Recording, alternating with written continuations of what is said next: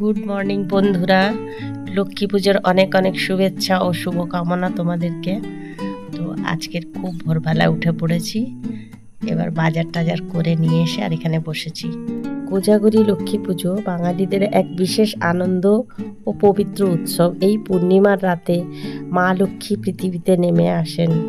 যিনি জাগ্রত থাকেন তার ঘরে আশীর্বাদ বর্ষণ করেন, তাই একে বলা হয় কোজাগরিত, অর্থাৎ কে জেগে আছে। এই থেকেই এসেছে কোজাগরী নামটি। তো মা লক্ষ্মী হলেন ধন সম্পদ, শান্তি, সমৃদ্ধির দেবী।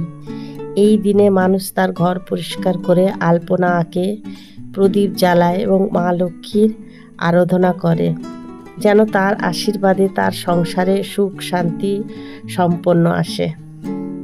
চাল, ধান, পদ্মফুল, গাছের পাতা, দুধ, মিষ্টি দিয়ে মা লক্ষ্মীর পুজো হয়। অনেক পরিবারে লক্ষ্মীর পাঁচালিও পড়া হয় এবং ভোগ হিসেবে ক্ষীর, মুড়ি, খিচুড়ি, মিষ্টি ফল আদি দেওয়া হয়। এই রাতটিকে জাগরণের রাত বলা হয়, তাই অনেকে সারা রাত গান, পাঠ ও আরতির মাধ্যমে জেগে থাকেন।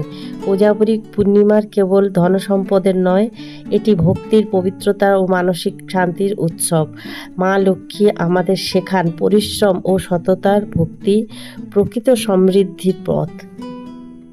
কোজাগরী পূর্ণিমা হলো আশ্বিন মাসের পূর্ণিমা তিথি। এই দিনটি শরৎ পূর্ণিমা নামেও পরিচিত।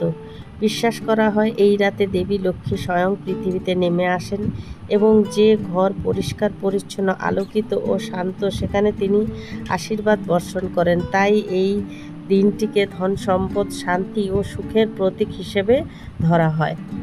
তো বন্ধুরা, আমিও খুব ছোট্টর উপর দিয়ে ভিডিওটা করলাম, কিন্তু এত কিছু দেখানো সম্ভব নয়। তো ভিডিওটা তোমাদের কেমন লাগলো অবশ্যই আমাকে জানাবে কমেন্ট করে।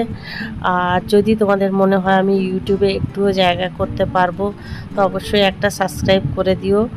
আর যারা নতুন বন্ধু আছো তারা অবশ্যই একটা সাবস্ক্রাইব করো, আর যারা ভিউয়ার্স আছো তারা একটা কমেন্ট করো। আমি একটা কমেন্টে অনেকটাই মোটিভেট হই ভিডিও করতে। আর আমার এই যে ছোট্ট লক্ষ্মী পুজোটা তোমাদের কাছে কেমন লাগলো কমেন্ট বক্সে অবশ্যই জানিও। আমি তোমাদের কমেন্টের অপেক্ষায় থাকি। আর দেখো, দুপুরবেলা পুজো টুজো হয়ে যাওয়ার পরে আমি এখানে খিচুড়ি আর বাঁধাকপির তরকারি রান্না করেছি, কারণ বাড়ির লোকও তো খেতে হবে। আর আমরা লক্ষ্মী পুজোর দিন সবাই নিরামিষ খাই, তাই খিচুড়ি আর বাঁধাকপির তরকারি রান্না করেছি আমরা সবাই খাবো বলে। আর সব খাওয়া দাওয়ার পরে সন্ধেবেলা নেমে এসেছিলাম সন্ধে দেওয়ার জন্য। তো সন্ধে দেখাতে এসে একটু ভিডিও করে নিলাম, একটু আলপনাগুলো তোমাদের সাথে শেয়ার করলাম। আর ভিডিওটা কেমন লাগলো অবশ্যই জানিও।